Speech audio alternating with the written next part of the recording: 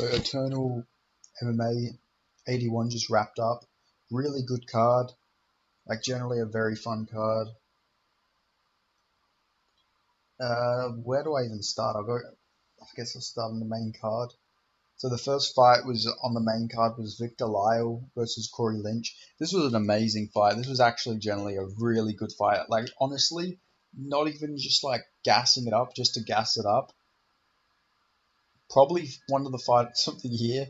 It was like it was awful at points. Like it looked awful, but it was so good at the same time. So Victor Lyle pretty much chads his way to victory here. Gassed as fuck. Doesn't stop moving forward though and hitting big shots.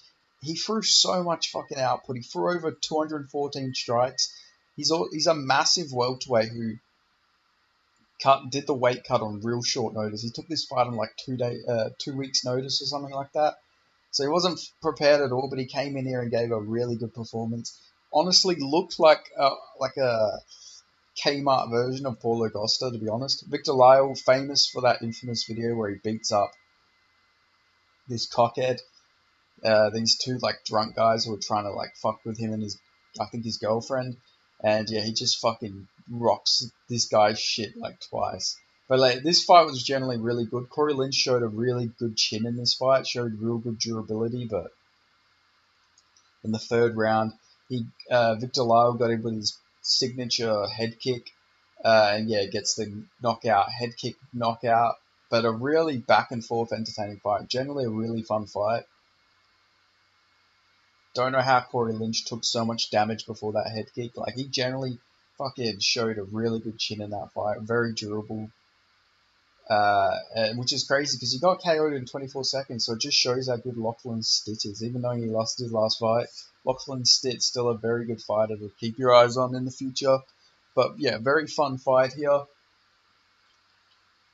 And then moving on, we had the fight between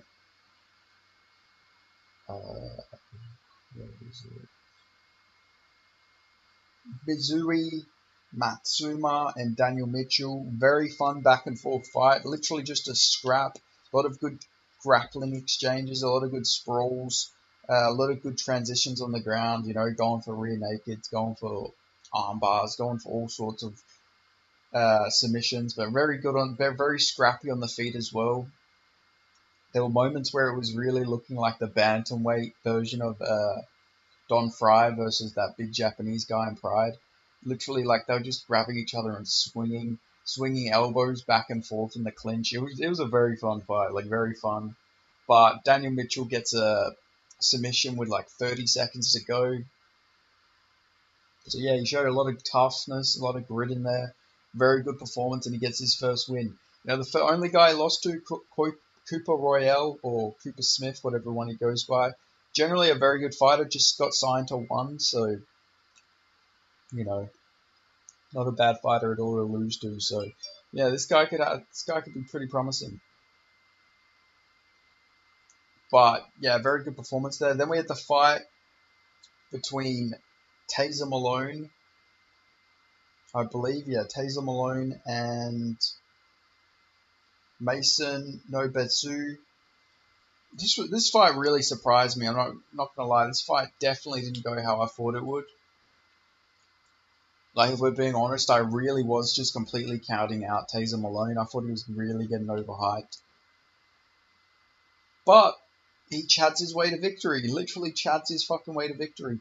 He was fighting like a YouTube boxer out there. Like, generally, he was fighting like KSI against Tommy Fury. He was loving the clinch. Just clinch after clinch after clinch. He was getting very repetitive, but it worked out for him. He had like strokes of brilliance out there, but then he would make mistakes. Like the guy he was fighting did look like a very good fighter. Like he looked good, but I don't know if the moment got to him or just the pressure from Malone just like constantly moving forward. I don't know if that got to him or not, but I think it did because yeah, he ended up getting a submission there. Like Taser Malone really impressed me here. I was really discrediting this guy a lot. Obviously, I wasn't completely counting him out, but I really didn't think he would get this one done. So I really do got to give him some respect here. Put on a really good performance. And yeah, he got his hand raised. 2-0 as a pro, so yeah, fair play to him. Then moving on, we had Kobe Porter versus Luke Daly, or Luke Daly. This was a really interesting fight. It was pretty scrappy at points, but there was a lot of grappling. Luke Daly, very good grappler, very good fighter, trains at the same gym as Harry Webb, who I have really high hopes for in the Australian lightweight scene. I think that guy is going to be something special. So, to see that this is a guy he's training with, such a good grappler, really does give me a lot more confidence in his game. I know this isn't his fight, but I'm still going to give him credit here just because I like that he is training with this guy, honestly. I know it seems weird to just like randomly compliment him, but like generally, it's good to see he is training with heavy grapplers. But Kobe Porter, very tough guy. It looked like he was maybe making a bit of a comeback, but then he just got stopped, got backpacked. There were a lot of moments where it looked like he was going to get subbed, but he ended up toughing it out and then, yeah, just lost a lopsided decision, but still showed a lot of toughness in there. He's only 23. He could bounce back for all we know. Then moving on, we had the fight. What was after that? Sorry, Tapology's got the whole order completely muddled up. Uh, I believe after that it was Diego Pereira versus Luke Jones. This was a very interesting fight. Uh, Luke Jones, twin brother of Dan Jones, fought a very similar fight that Dan Jones fought against Seb Suzali last week. He fought very similar, very tentative. Obviously they both had some time off. It was weird. He didn't really do much, wasn't too aggressive. He kept grabbing at his crotch as well. I don't know if that was because of his cup or if he's got craps, but yeah, he just kept doing that. I think he got kicked there or something, and it just like messed up his cup. I'm only joking, but yeah, I do think he got kicked in his cup or something, and it just messed it up. And yeah, he just literally every 5 seconds he'd put his hand down, touch at his cup. It's like he was really lucky that Diego Pereira didn't time like a head kick or a elbow or some like sort of powerful strike when he would do it, because he was doing it on command. Like he was really doing it so much. Like he's lucky that Diego Pereira really didn't time that, because he really could have timed that well and just fucking clipped him on the chin.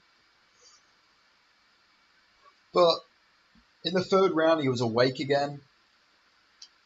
He came out fucking swinging big shots. It looked like he hurt Diego Pereira as well.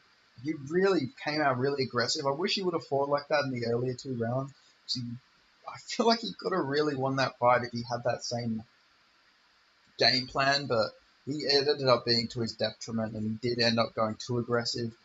Diego Pereira did end up getting his back, and then yeah, just sort of backpacked in and just landed some ground and pound, and yeah, Diego Pereira gets it done. But yeah, good performance from him. It generally was a very good performance from Diego Pereira here. Probably the best he's looked in a while. So he moves to 10-7, 11-6 though, because one of them was a DQ, where it probably shouldn't have been a DQ. Maybe a no contest would have been more fair, but still. Then after that, we had Dom Marfan versus Michael Stanoff. Very, very impressive performance from Dom Marfan. Michael Stanoff did crack him really early with a big shot. Dom Marfan, very hittable, has got a 10-second KO loss on his amateur record, so his defense isn't the greatest sometimes. But, he looked really good in this fight. Like, outside of getting clipped with a big shot, he did look very good. His positional prowess is very good. He's got really good back takes. He's very good at making people fight his fight as well. Michael Stanoff isn't like a horrible fighter, but Don Marfan just very good at his game, very good at making people fight his fight. He's a very good grappler, generally a very good grappler.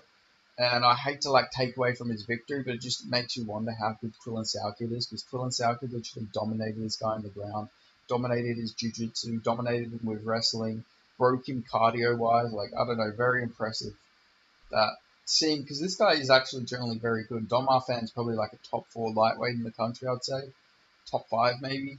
Like the guy's very good. It seems like he's improving on his striking as well, but still obviously a lot of work to be done there. And also it's good to see that, he trains with Tom Nolan, so Tom Nolan getting worked with a good grappler like Dom Marfan is also very good for his aspects, for his prospects are in the future. See where he goes, at least he's got a really grapple heavy fighter like this to train with all the time. But yeah, generally very good performance. Moves to, I think he's 4-1 now. I believe. Yeah, so he's 4-1. One loss being to Quillan Salkild, so not a bad loss at all. Very good fighter, very good fighter. So it'll be interesting to see what is next for him. But very mature performance from this fighter. Still a young guy. Also has a submission victory over Justin Van Heerden in like a jiu-jitsu competition. So, Van Heerden, very good grappler, so that's like impressive. Obviously not MMA, but still, guy's got legit jiu-jitsu, got legit grappling skills. But anyway, moving on to the next fight, we have the fight that was between Jack Becker and Kieran Joblin. This was a very interesting fight. Jack Becker looked very good. He looked improved from the David Martinez fight. Like he looked like himself again in that fight. Didn't see much striking from him. I would have liked to have seen him maybe do a bit more ground and pound, a bit more shots on the feet. But, he was throwing leg kicks, seemed comfortable, threw some good body kicks. His grappling looked as good as ever, though, which was good to see. He was just sort of ragdolling Joplin at points. It wasn't really competitive at all, in my opinion, which is going to be weird because I'm going to get to something in a second. Jack Becker, he was just like fucking beating on him, if we're being honest. Like, not like brutally beating on him. Like, it wasn't like a brutal ground and pound performance, but he was going for submissions. There was so many moments where he almost had near subs. Joblin didn't really offer much back. Like, there was points, they did have him backpacked at one point, but he didn't have that for long, and then he ended up getting reversed by Becker. But one of the judges actually gave that fight to Joblin, which I really don't understand. I don't know how a judge can give that fight to Kieran Joblin. Like, it was a very, very clear Jack Becker win. Like, it was really just a weird, like, I don't know, really weird scorecard. Makes you worry a lot about these regional judges because you see a lot of weird shit like this. I generally have no clue how anyone can even think that fucking Joplin won that. But Jack Becker looked very good, looked like himself again, like I say. And I think it's him versus Quillan Salkild next, so that'll be an interesting fight. I'll generally probably have to go with Quillan Salkild, then I think he will get that one done. Like, I really rate Quillan Salkild. Like, I think Jack Becker is really good too, but I don't know, I think Quillan Salkild, much better striker. I think he has the better cardio than Becker, maybe even the better wrestling, I don't know. But I don't know. I really like Quillan Salkild in that matchup. But it'll be a good experience for Quillan Salkild. Jack Becker very tough. So I don't think we'll see Quillan go in there and immediately smoke him. If we do, then well, fuck, I was wrong. But I do think he will win that fight though. So it'll be a really good fight once that one happens. Probably will happen in February too. So that's Quillan Salkild gets to stay active. So that's good. But yeah, like I say, really good performance here from Jack Becker. It's good to see that he's not like done after that leg break. Obviously, he did lose to David Martinez, but looked really good in the second round. So it is good to see him make a bit of a comeback here against Joblin. And Kieran Joblin's still pretty good fighter as well. Very experienced fighter. Be interesting to see who he fights next. Maybe they do him versus Dom Marfan or something like that. That could make some sense. But yeah, moving on, we have the main event, which was between John Martin Fraser and Brogan Anderson. Not a competitive fight at all. Like, generally not a competitive fight at all. I really wasn't expecting the fight to go this way.